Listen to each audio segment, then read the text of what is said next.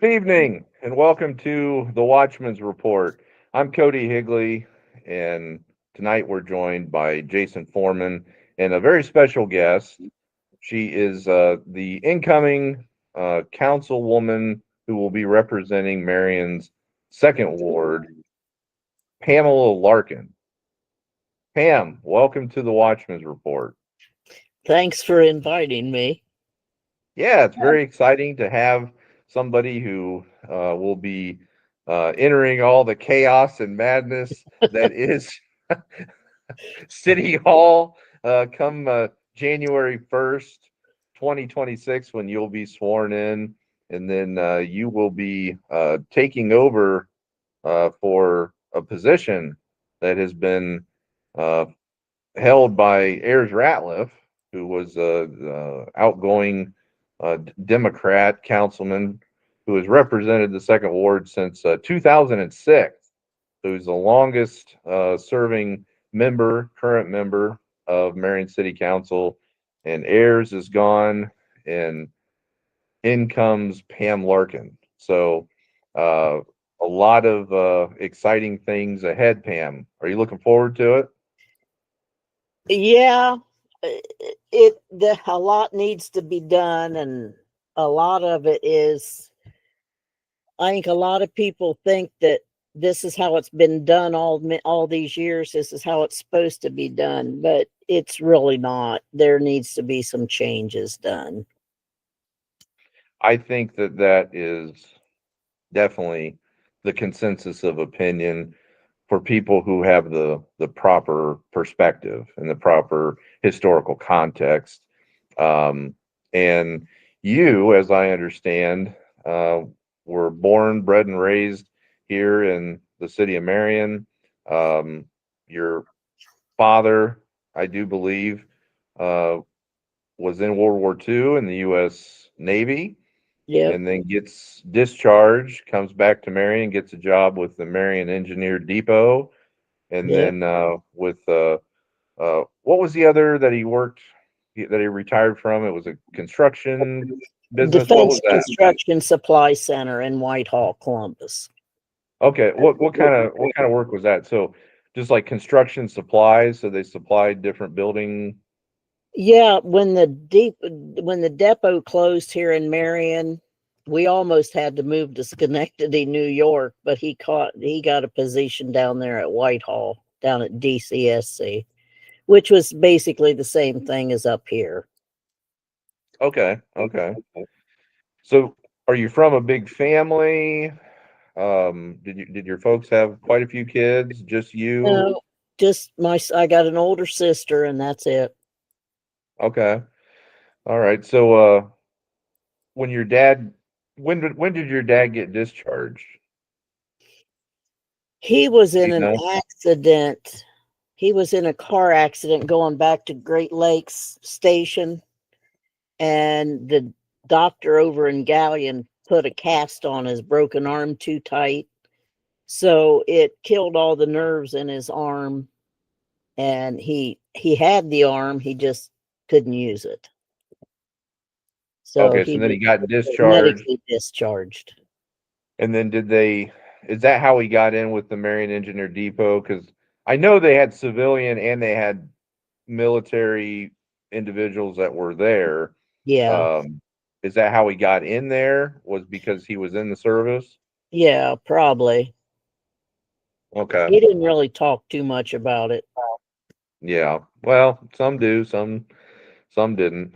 But so you grew up on the city's southwest side, right? So Yeah. Lilac Lane, was that your Oh, family yeah. home?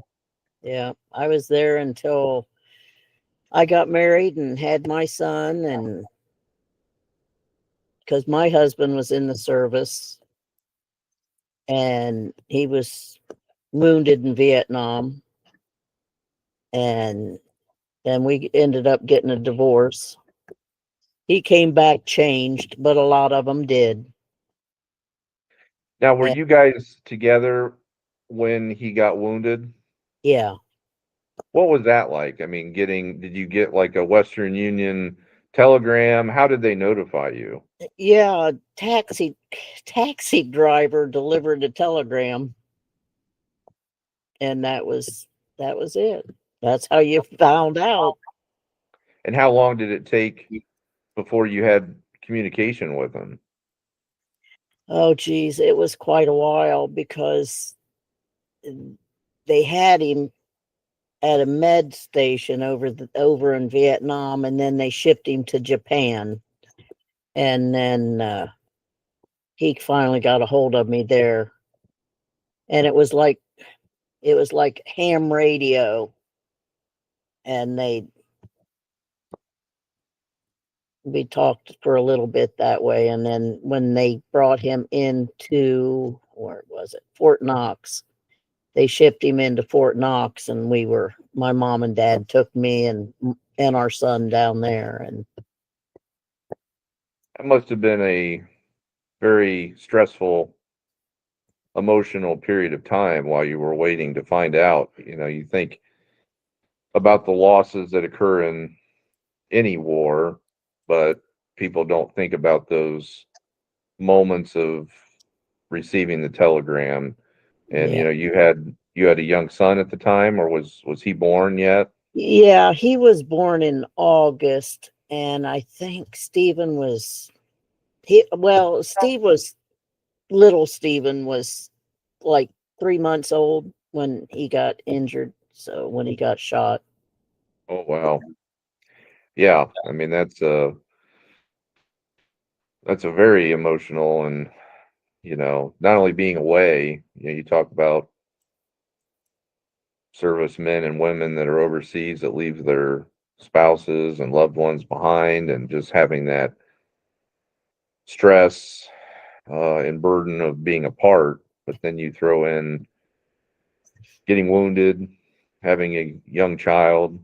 So, um, is it safe to say that situations like that have impacted you on who you are today, Pam? Yeah, because when he got out, it it was a, how do I want to put it? It wasn't a good relationship, but he had changed so much from being over in war, and he it just wasn't good, and we ended up getting a divorce. But I'll stand up for him against anybody because he had to have gone through hell over there. Yeah, yeah, And what him and I had was, it had nothing to do with what he went through.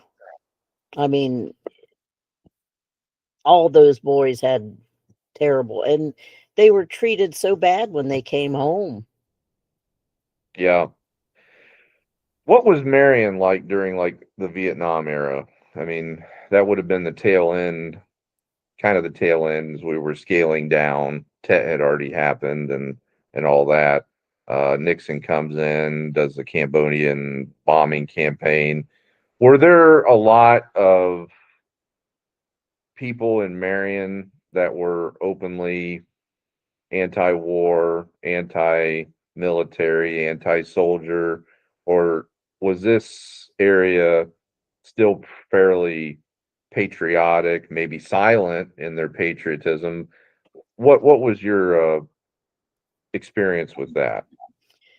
Well, it was it was like, because I graduated in 71, and I was still in I after I had my son, I went back and finished my senior year. So it was funny because by having a child and having a being married, it seemed funny to go back to high school, but I wanted to get my diploma, so I finished and got my diploma. But it Marion was always been kind of a quiet little town. It's There wasn't that much hoorah about the war. So it kind of didn't touch. It didn't Yeah. touch, I guess, the fabric of the city. It obviously impacted people like you who had loved ones, or if they had family members that were serving overseas, maybe wounded or killed in action. Um, but there wasn't a huge, I don't know, outcry or protests or anything like that in Marion during Vietnam. No, not really, other than what we saw on TV. I mean, there was always, all the protests and everything on TV, on the news, but not so much around here. Yeah. So after after that, uh, when did you start working for Honda?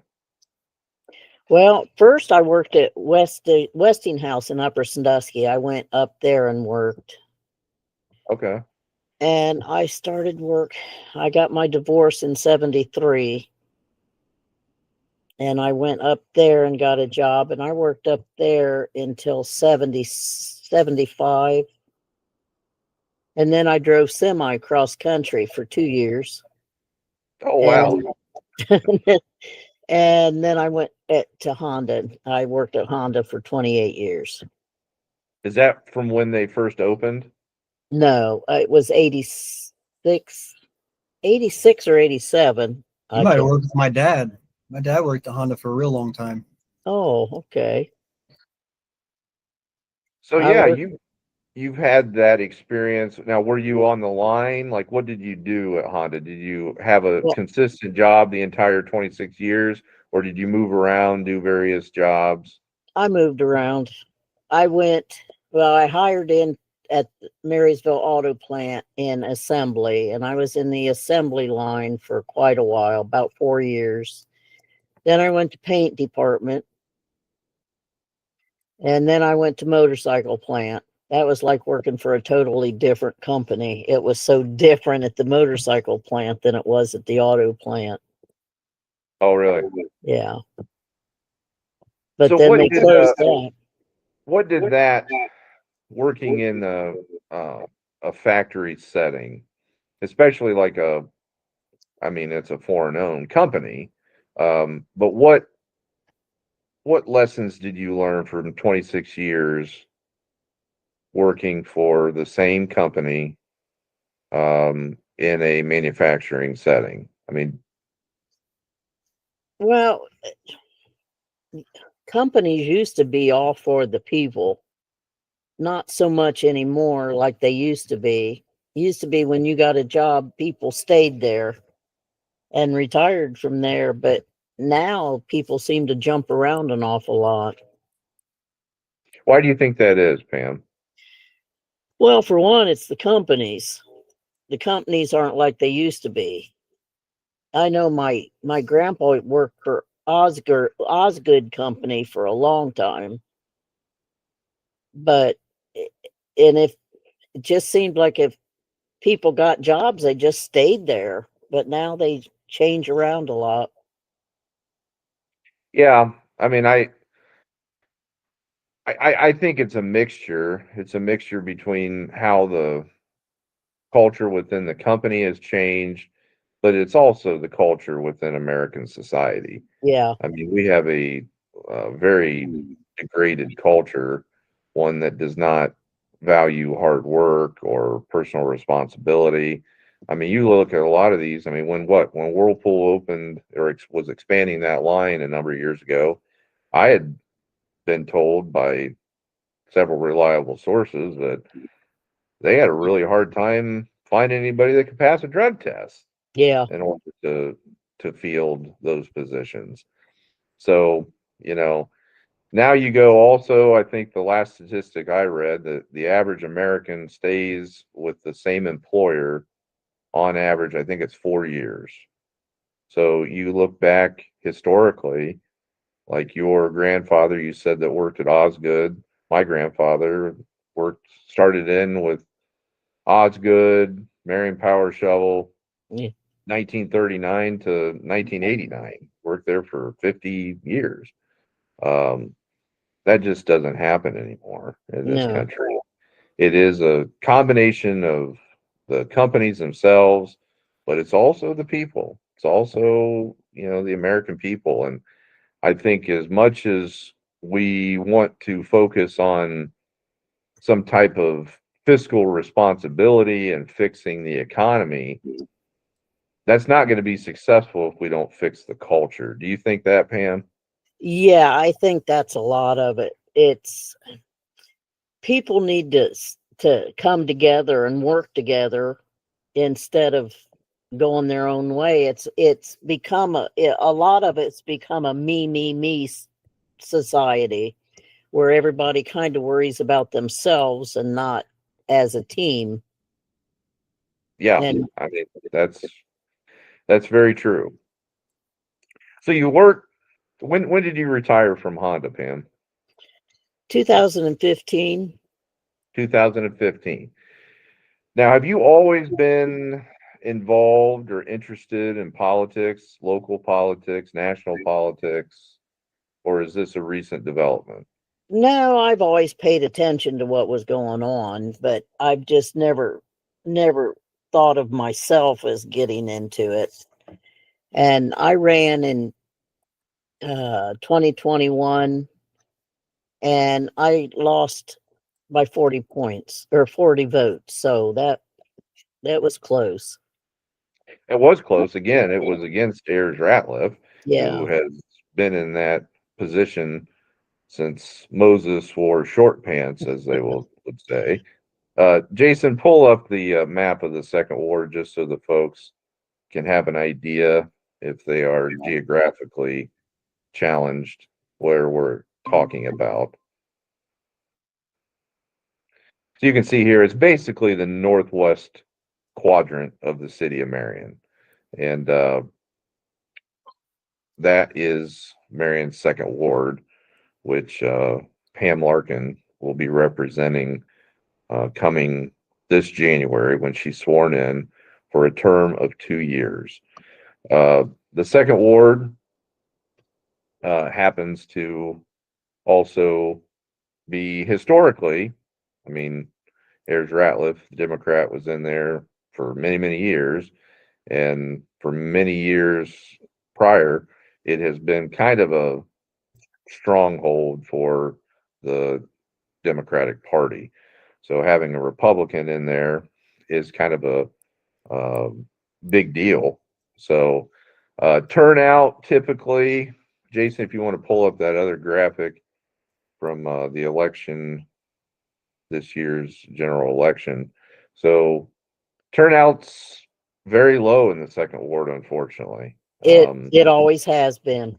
It has for many years. It's been much lower than the other 6 wards in the city of Marion. So this past election here in November, there were 162 registered voters, and I think about 92 or 96, if I recall, actually cast a ballot, and all of those went to Miss Larkin for the position. So yeah, so that's kind of the breakdown on the second ward. So you run against Ayers in 2021. You have a strong showing, for somebody coming in and challenging somebody that had been in there for many years.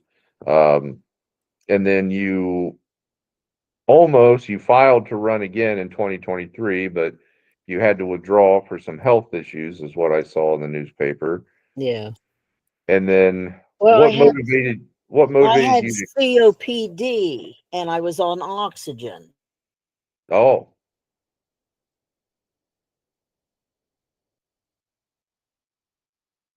did you freeze? Did we lose her, Jay?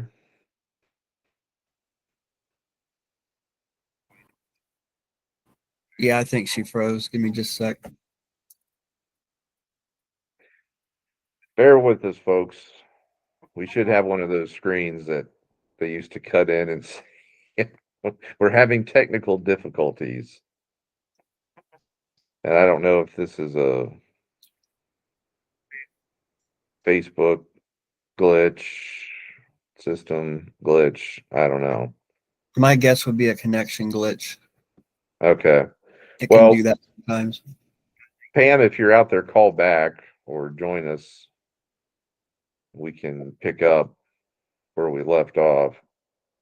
But yeah, it's just a nice opportunity for people to get to know their Right. councilman a little I bit mean, better.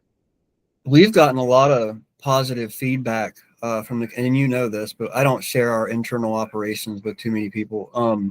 I probably should, but the consensus is that people are loving, getting to know the officials. A lot of people don't know anything about their elected officials other than the stuff that goes on when they're running for an office. And as we know, Marion's, I'm not even going to go there. It gets me going. But we've been in the political arena, as you know, since at least 2015. I think the first election we took part in directly was when Ron Schreider was running for sheriff, and from that moment on, it's like a battlefield out there for officials. So I don't Yeah, know. unfortunately, there's a lot of drama in it.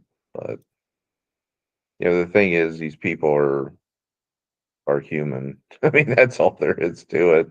Yeah, I'm not saying that some of them don't deserve disdain and scorn at certain times, but um, you know, I this thought it was just particular crop one-on is issues with the candidates, but as we kept on going through the political arena, it became real obvious that it was a ongoing thing. It's like a see what we can find, no matter how small it is, and project it out and parrot it, and it's just crazy. Here she yeah, is. she's back. Hey, Pam, we had a technical difficulty there, but we're glad you're back with us. Well, I'm on my phone now. Ah, All right, With that'll all work. this weather, all this snow. Oh yeah, it can definitely cause wreak havoc, as they right. say. But we'll just pick up where we left off there. So you get 2023 back away from that race, a second challenge against Ayers Ratliff. You were having some health issues, and then what kind of encouraged you to run again here this year? Well, I had planned on finishing out the last time, but with the health issues, and then I got to where I was not on oxygen anymore, and I was better health wise, and I thought I'm going to try it again. Yeah, But there's well, there's a lot that needs done in this city that there is indeed. And before we delve into those details, kind of the plans for the next 2 years while you're in office, and what you think the city needs to be doing right now as it battles through these financial challenges. I want to share with people a little bit more about your political philosophy. Have you always identified as a Republican?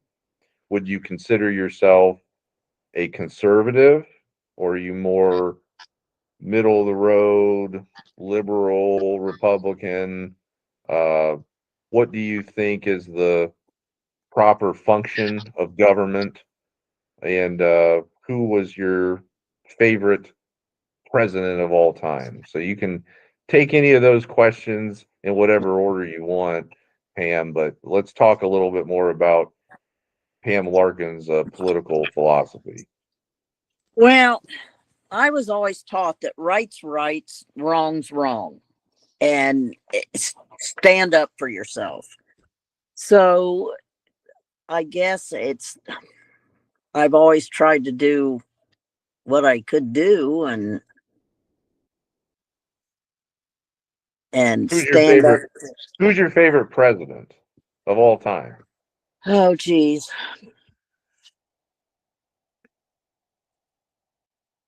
I'm not sure really. Lincoln for one. Lincoln was, but that was a long, long time ago.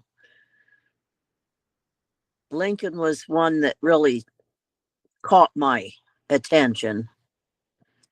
Well, he gets a lot of press. You want to talk about the education system? These kids learn. I still think, even today, I know we did. Everybody for the past 100 years has had an earful and many, many books full of Abraham Lincoln study. So um, now, what would you like to accomplish for the Second Ward, and what would you like to see as accomplishments for the city of Marion? Well, first off, the finances has to be priority. There's no getting around that. That has to be cleared up and fixed up and set on a good path that the city of Marion can handle everything that they're supposed to be handling. But another thing, we need to get jobs in here. We need jobs that's going to hire more than 10 or 12 people and pay more than minimum wage. And we need to get something done that the kids get the kids involved in stuff. When we were growing up, we had all kinds of different things to do. And I don't think the kids have that much to do like we used to. Now Well, this so many kids nowadays, Pam, they live virtual lives. They're spending all their time on some device or connected to the internet doing something. And I know the irony in that we're all connected to the internet having this conversation, but they don't get outside, they don't recreate, they're not engaged in a lot of physical activities or things that, I don't know, foster spatial reasoning and things like that, like feeling things with their hands, uh, movement and everything. That's all crucial in, I think, human development, and that doesn't really happen like it used to, right, Pam? Yeah. In fact, my grandson's going to kill me for this, but when he first got his phone, we were at Walmart and he was on his phone, playing on his phone, and he was about ready to walk into a pole, and I let him do it because I figured Good for if you. you're Good stupid for enough to play on your phone and not pay attention, then you're gonna. But Yeah. No, it's that's a challenge, and I think it's also a challenge that getting that generation. I mean, hell, it's not just Gen Z, it's not just the kids. It's Americans. I mean, they're yeah, all addicted to their cell phones, they're addicted to their virtual existence as opposed to reality. And how do you get those people to give a shit about what's going on with the Marion City finances or their yeah, politics or national politics, getting them involved in their community when their community in their minds is Facebook or TikTok or YouTube or their video game system. Um, I think that's crucial. I don't know, probably can't be fixed, but something's got to be done. Something has to be done because you look at civic engagement and it's pathetic. And you've seen that, Pam. I mean, you've been in this community for years. Why don't you let's digress a little bit back into uh, the olden days, but how would you compare Marion? I mean, you grew up as a teen in the 60s and have been here pretty much ever since with a small amount of time. I think you said you might have. Did you move to Upper, or were you just working in No, Upper? I drove every day. Okay. So is Marion better, worse, or about the same from this Marion of the 60s and early to mid 70s?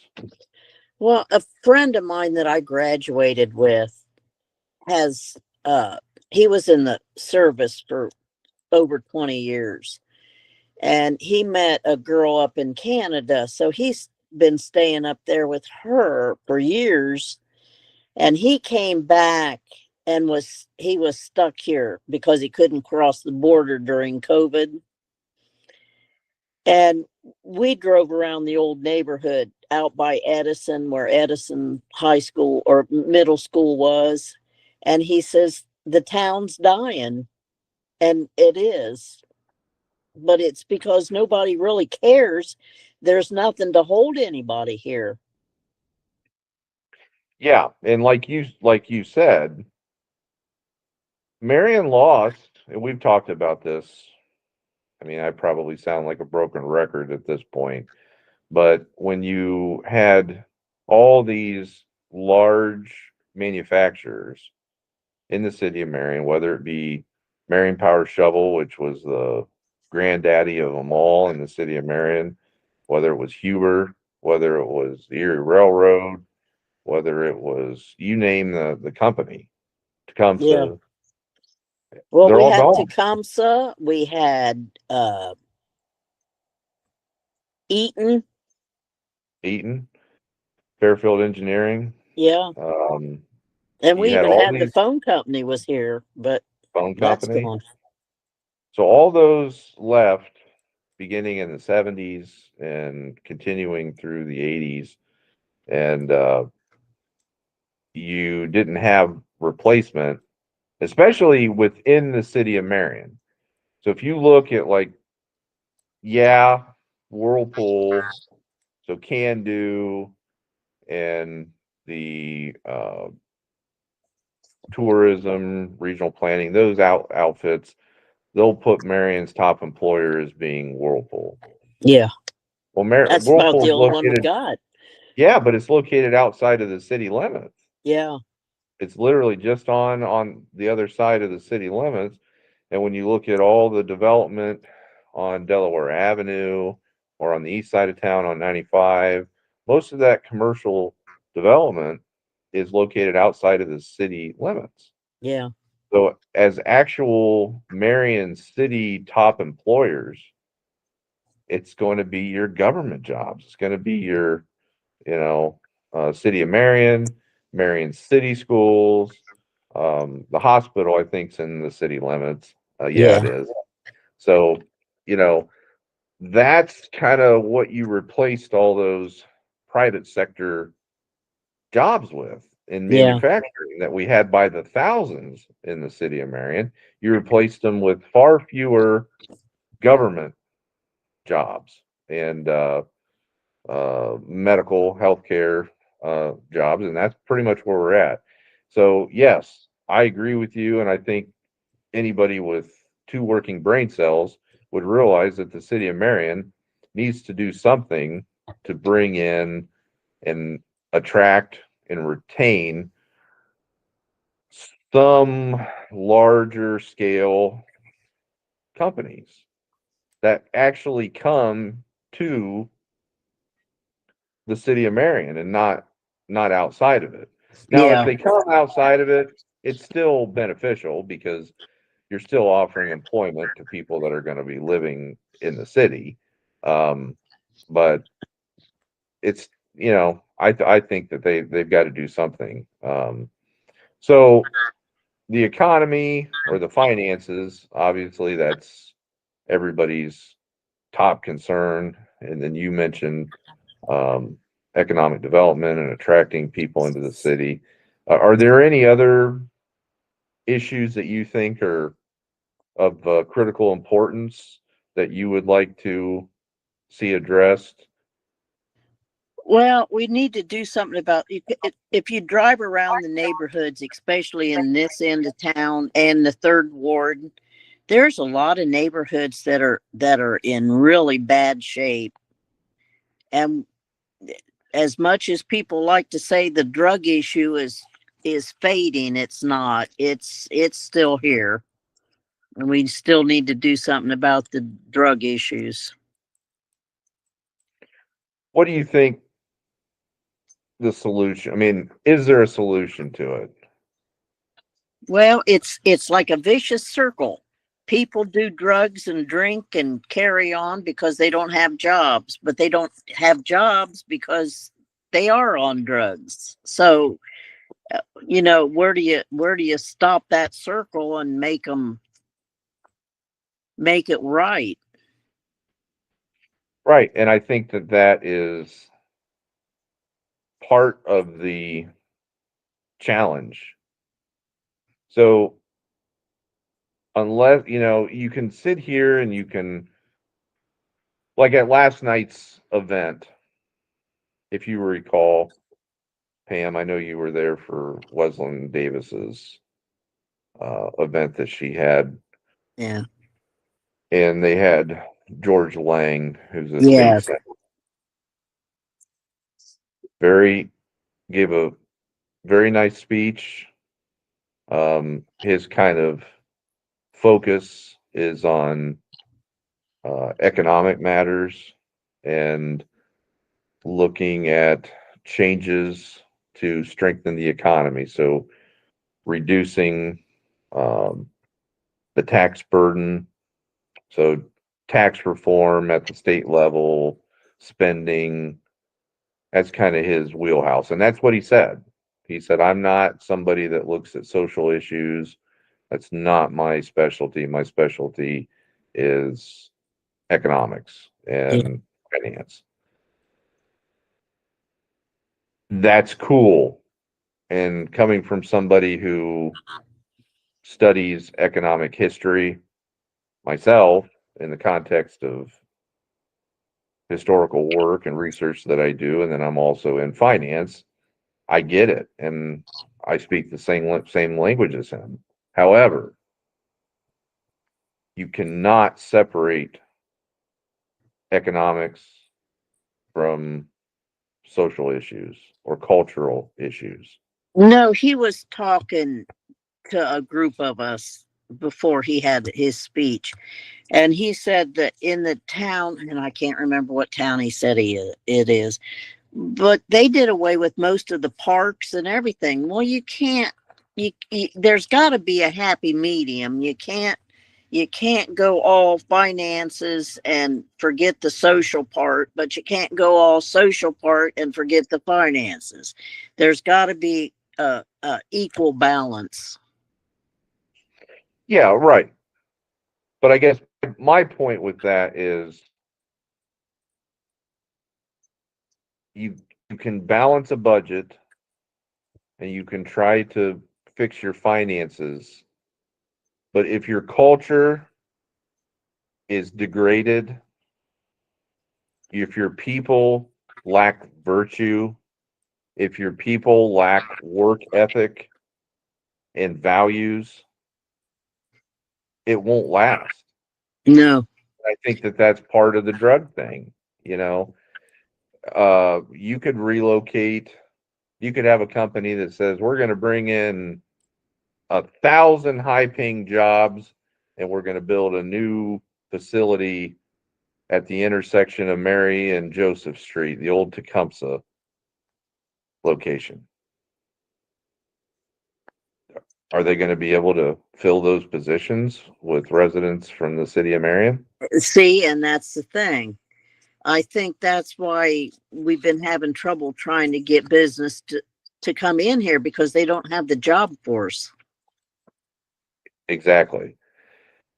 So I don't know. Again, I've said this to different guests, and I'll continue to say it until I'm blue in the face. We need in this country another great awakening or another renaissance or another enlightenment We need something that is going to get the spark a huge change within the hearts and minds of Americans to where their culture goes through a transformation that benefits society, that goes back to valuing uh, things like competition, personal responsibility, um, all the things that made this country great and prosperous. Well, and I know people get mad at me for saying this, but they need to limit the amount of time people are on welfare because they get too comfortable. Right. And then it 100%. says they don't. And my thing, I've always said that if they would tell people, we will pay for your schooling, we'll pay for your child care, we'll give you welfare and food stamps for 2 years, but in that 2 years you better have a job or some kind of training because you won't be going back on it. Right. Right. They have to incentivize work. They have to incentivize production, incentivize uh, self-sufficiency at some point.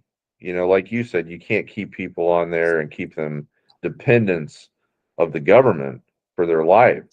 And the way I look at it is, for so many people who, it's a failure to allow the extent of human achievement when you put somebody on some type of assistance and they become acclimated to it. It not only does it make them dependent on government, but they're not fulfilling themselves. They're not No, achieving. they get lazy. Exactly, it does. It's a corrupting force. And that's not to say that if you have somebody who, absolutely, you have a paraplegic that cannot fend for themselves and whatnot, and Yes. that's the examples that all these leftists and stuff will try to make when you're having this conversation. Well, so and so, they can't do anything. Okay, for that particular class of people, yes, but yet they want to ignore all the people, all the waste, fraud, and abuse that exists within the system, all the people out there that they can work. They may say they can't, and they may have some crooked doctor, or more often than not, it's a chiropractor that says, oh, they can't work. They don't have the skills here for this, you know, and they get disability and then they're on there. Well, Uh, I would much rather see them help somebody that's trying to help themselves rather than put somebody on welfare and keep them there. But if somebody's got a job and they need a little extra help, I can see that. yeah, it's a hand. What's the old line? A hand up, not a Instead of a handout. handout. Yep. Yeah, and I think most people uh, believe in that. They'll gladly support that. But this notion that government, I mean, it was kind of shocking to me that a couple council meetings ago, it was actually stated by a member of council who claims to be Republican that uh, if government has a legitimate purpose, it's to provide food to the people.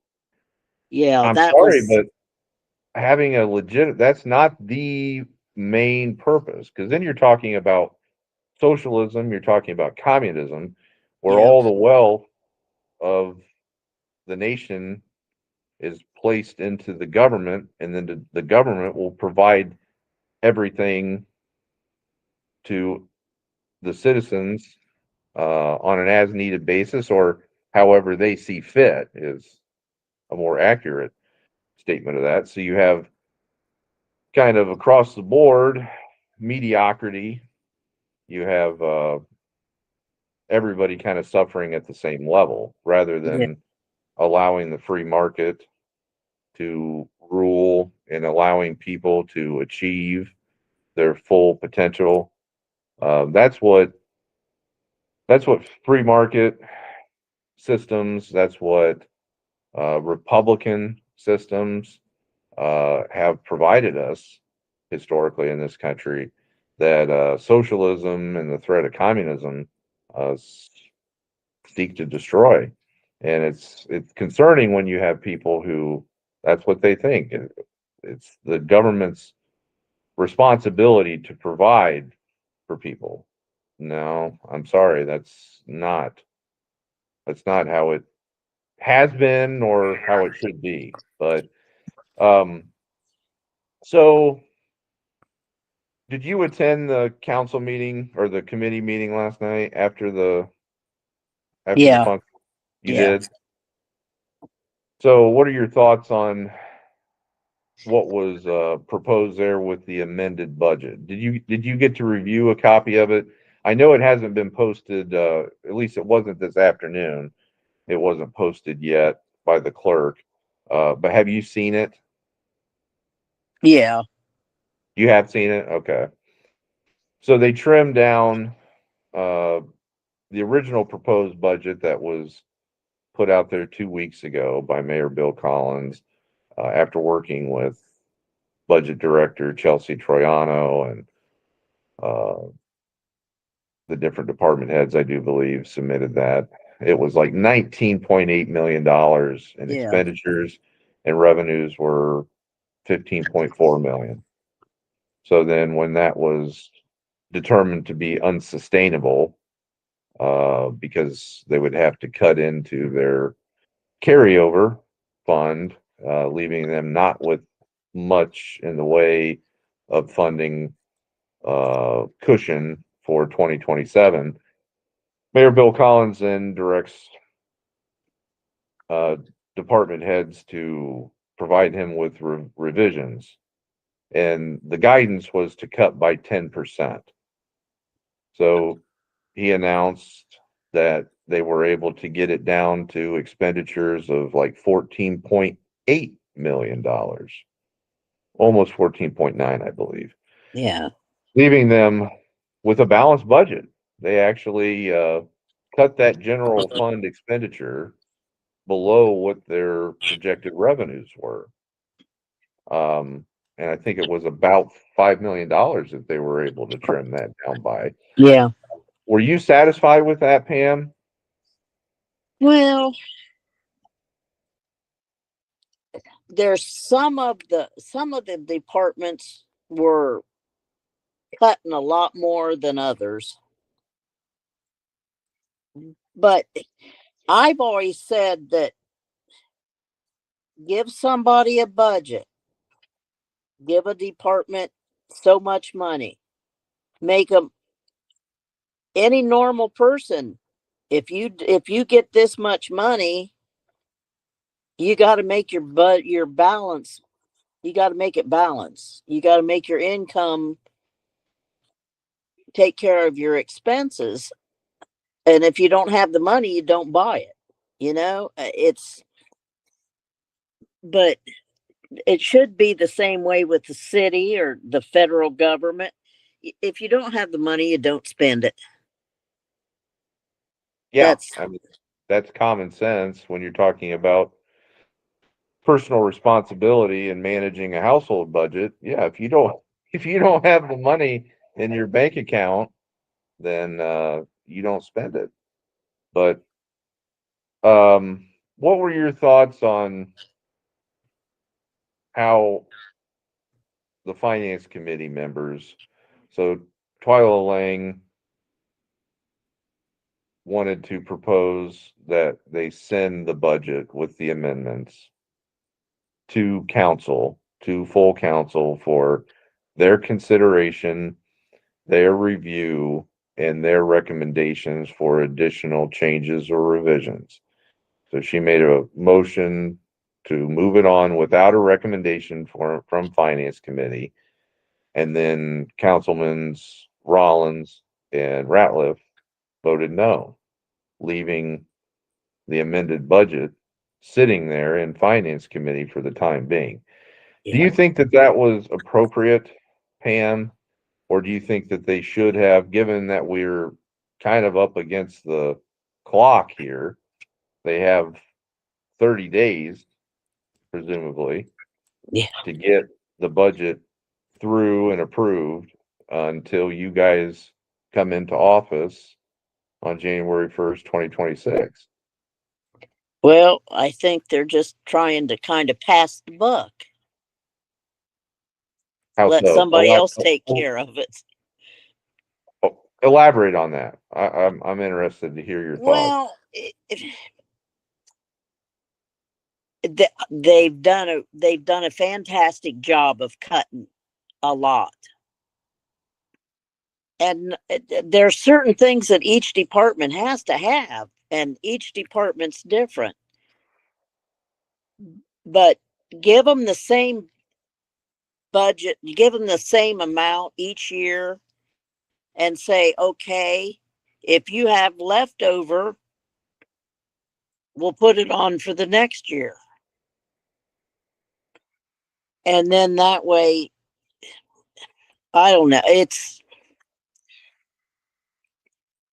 There's no right answer, but they've all done a lot to cut the budget, and I think it needs to be passed the way it is. Now, I'd have to look and see more of what's going on. We got just what everybody else got, so there's more to it than what they're telling everybody, I'm sure. Yeah, and I think they were working on it. If you listen to the mayor, you listen to Troiano, they were working on that pretty hardcore since those 10% revisions, those cuts were submitted by the department heads to the mayor on Wednesday. And I think he said he even, as of yesterday at 2 o'clock, he had a meeting. So Yeah. that's why I think that members of council were kind of late in receiving that. Now, if you wanted to say we want to have a chance to digest this further, that's why we're not going to move it on. I suppose that will be a valid argument, I suppose. But I think that if they did cut it down to underneath expenses or underneath revenues, without layoffs of any city employees, it's a pretty good working document. It doesn't mean that council as a whole isn't going to go there and say, hey, I see you did this, let's make this change. Or I see you did this, let's do this. I think that that's only to be expected, that you guys are, that council is going to look at things more in depth, have more questions, and potentially make additional revisions. But do you leave that amended budget sitting there in finance committee as you did last night, as those two members did last night? I don't think that you do. And a big thing was made with a lack of a 10% cut. I know there was even some debate because Bodine, the service director, said actually it was a 10% cut. Ratliff tried to say that it wasn't a 10% cut to the municipal court. And then Ratliff, rightfully so, I'm going to say the errors as far as, because we published on that looking back 5 years and the exponential increase in expenditures on salaries and benefits that have been seen within the municipal court budget is pretty ridiculous. It's about a 70% increase in that 5-year period. That is indicative of a lot of additional hiring, which is what Ayers had been saying, that they had expanded from the second and into the third floor. Well, and I know the history of that. I know that council tried to rein in the municipal court one or two other times, and there was a court order that was signed that said, you have no say in this, just give me my money. Yeah. Something's got to be done. You Yeah. can't be ruled by judicial order from the person with the vested interest, the person that's running the court. There's That's something a wrong with conflict of that. interest. It's a conflict of interest. So they've got to look into the avenues with that. Maybe, I don't know why Mark Russell. I'll have to look more into that, like what went on with that issue, and where all the players were and what they were trying to say and what they were doing. But you can't be expending all this money from the general fund to the municipal court or any department. You have to balance things, and you have to be reasonable, especially during times of austerity, during times when you're talking about cuts. And uh, so there's that. I think it was a valid thing to bring up, Yes. but I don't think that it was a reason to hold that in finance committee. Do you, Pam? No, I don't. It should have went on, and then it could have always been sent back if they Yeah. didn't get any more answers. Right, right. Make your changes, make your recommendations. Um, but to hold it up, I don't know. Because now I think it's pretty well inevitable that they're going to have to call special meetings in order to get everything worked out between now and the end of the month. Yeah. So we'll see what happens with that. But um, getting it down, the general fund has not been balanced for quite a while. So getting it down to where it is balanced without layoffs, I think is quite an accomplishment, to be honest. I mean, Yes. that's what everybody was saying, was like, oh, they're going to lay off all these firemen and all these police and all this stuff. Well, that's not what happened, at least not Yeah. now.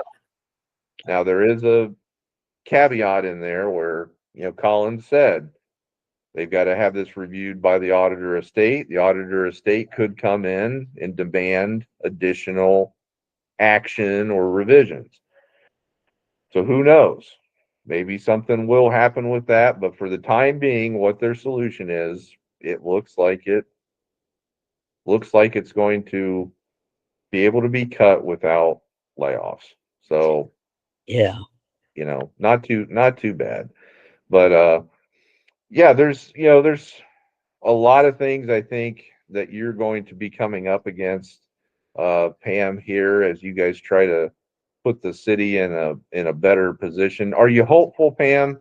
I mean, do you look forward this next year and the year after, and do you think that the city can get through this black hole and come out in the Yeah, light? but everybody's got to work together to get it done. I mean, it can't be one or two people. It can't be this group of people. It can't be, everybody's got to join together and make it work out so we can get through it. And we got to have communication. People's got to call and talk to people and say, hey, what's going on? It's got to be more open. Everything's been hidden for so long. It's got to be more out in the open. And I realize some things can't be, but it's got to be more open so people understand what's going on. Now, are you talking about hidden between different members, elected officials, or hidden between the elected officials and the population, like the citizenry? Yeah. Now, is it, see, and there again, is it that the citizens just don't care what's going on, or is it that they just don't understand what's going on? probably a little bit of column A and a little bit of column B, I would say. Most people I don't think really pay any attention whatsoever. Now, if it impacts them, if you were to say, "Oh, my property taxes, have gone," but even then, I mean, we've seen property tax increases in Marion County of 60% on average over the past 5 years. And yeah, people kind of passively uh, bitch about it, but they don't. I don't know how many of them really pay that close of attention. Um, Income taxes, that might that might get people a little bit more. You know, um, I don't know. It takes a lot. It really does. It takes a lot to get anybody interested or riled up or anything like that. Now, you're always going to have those hell raisers. You're always going to have those loud mouths, that are constantly there, uh, complaining about every little thing, trying to be the loudest person in the room. Um, those people are always going to be there. And Yeah, as they say, the squeaky wheel gets the grease. that's And what I my think dad used to say. he was a wise man, Pam, because when you think about it, like, yeah, you could have just a couple people that go to Marion City Council meetings and they go up there and they're blah, and then their two buddies or whatever that are in the crowd, they're all yeah or clapping, Yeah, and you can see these council members just fold, you know, just because of what this one person and their two friends or whatever that showed up, what they said. And instead of doing what's right, they folded to their perceived like mob pressure. And you can't do that either. You got no, to think about these things and say, I have thought about this on what is right, what should be done. And then if you want to consult with your constituency and things like that to feel them out and help it influence your decision, that's fine. But you can't just go and say, well, this person showed up and they don't like this, so I'm going to change how I feel against my better judgment. I'm going to change my decision because this person came to a council meeting tonight and complained loudly. You know what I mean, yeah. Pam? Am I right?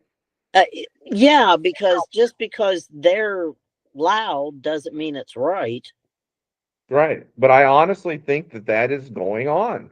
I do. I think that that is going on in the city of Marion because we don't have enough people that show up and actually speak up at the meetings or what have you. So you get the same group of people that are constantly yelling their opinion and putting pressure on people to do what they want, Yeah, And it's not like I share my opinion. I mean, that's what I consider myself. I try to research and do my due diligence and publish articles that are fact based and well resourced and researched. Um, but I consider myself a commentator. I mean, that's what I am. I'm a commentator, and I like bringing people on like you and getting to know them and asking them some questions and sharing my opinions on things. And I think that that in itself uh, is useful. Don't you, Pam? yes, I do. It's communication. There's got to be communications between people to get things and ideas and solutions out. Because what one person doesn't think of, maybe another one will. Right. And I do. It's not, I have my values, my political philosophies and that sort of thing. But it does. Government takes, you're not going to have one side and everything. You have to have some amount of consensus. It doesn't mean that either party should sacrifice or, should sacrifice their convictions and their beliefs, but you do have to try to work together. And when you're Yeah. talking about the city of Marion, like you said, Pam, and I think that that's important, this is a serious situation. Trying to navigate the finances that have been challenged in this city for years. Yep. These problems go back a long time. Just like Pam saying with her friend from her youth coming back and visiting the old neighborhood and saying it looks dead. Okay.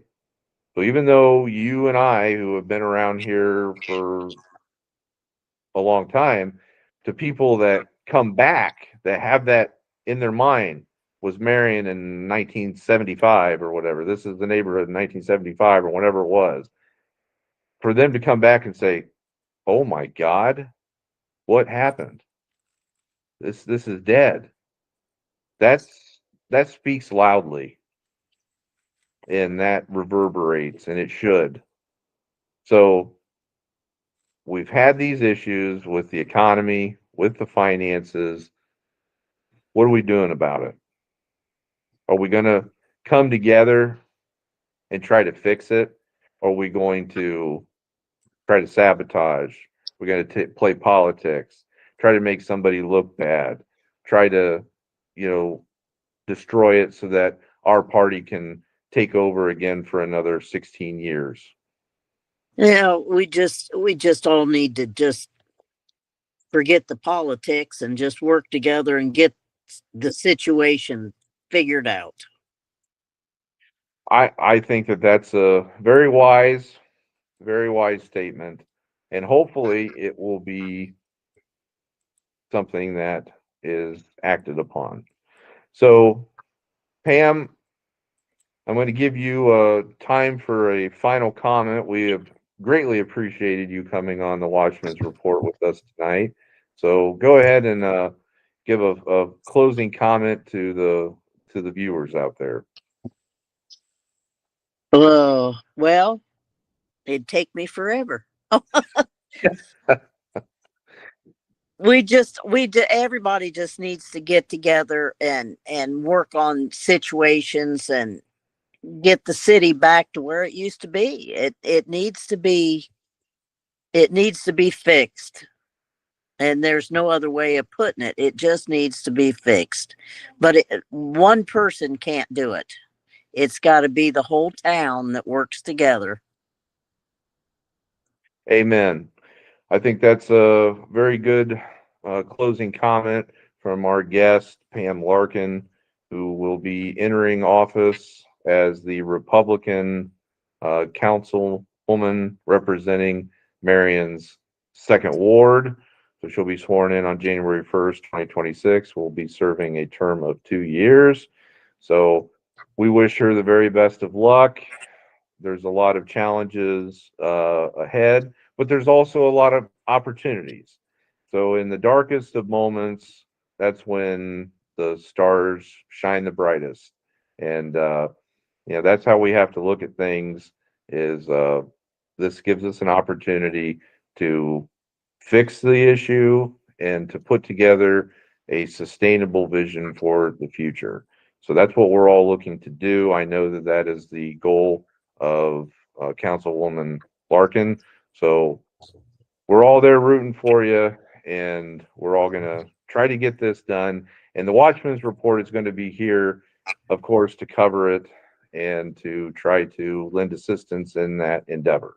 So for our special guest, Pam Larkin, for Jason Foreman, I'm Cody Higley. This has been the Watchmen's Report. And remember, folks, a watchman is always vigilant. Have a good night. Have a good night. Good